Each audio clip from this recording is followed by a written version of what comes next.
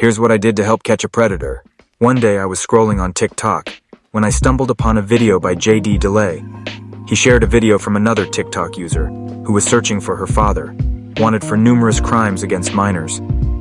I immediately subscribed to her channel and left a message on the relevant video offering assistance. When she returned the ad, we messaged, and I offered my help. I brought her to our Discord server to get all vital information to begin building a profile on her father. This profile included his immediate family, other relatives, home addresses, and inactive businesses.